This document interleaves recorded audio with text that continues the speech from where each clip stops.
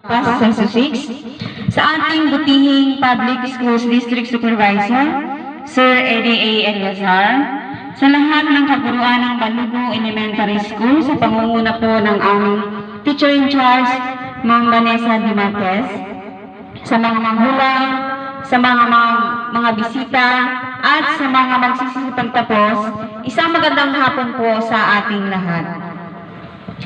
Ang ating panaunang tagapagsalita ay pinanganak noong Enero 24, taong 1979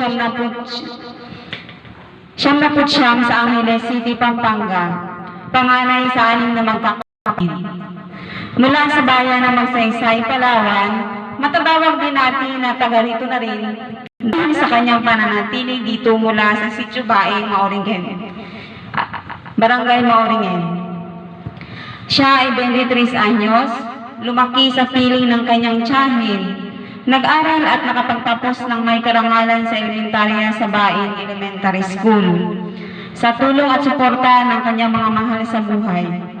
Nagpatuloy at nagtapos ng kanyang sekundarya sa Danawan National High School, Magsaysay, Palawan, kung saan doon kasalukuyang nakatira ang kanyang pamilya. Doon nagsimula ang kanyang pangarap at pagharap sa lahat ng hamon ng buhay. Hindi lang para sa kanyang sarili, kundi para na rin sa kanyang mga magulang, kapatid at mga mahal sa buhay. Siya ay nagtapos ng kursong Bachelor of Elementary Education or BEd taong 2019 at pumasa sa Licensure Examination for Teachers or LET noong taong din yun.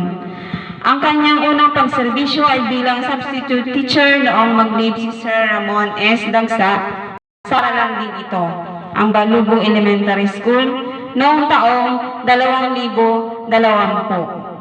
At patuloy na umaasa na siya ay magiging regular sa serbisyo sa DepEd. Ang ating pong tagapagsalita ay anak ni na Ginoong Benji Guzman Daquer at Ginang Josa Santos Lulod. Walang iba kundi si Binibining Daisy Nulo Daquer.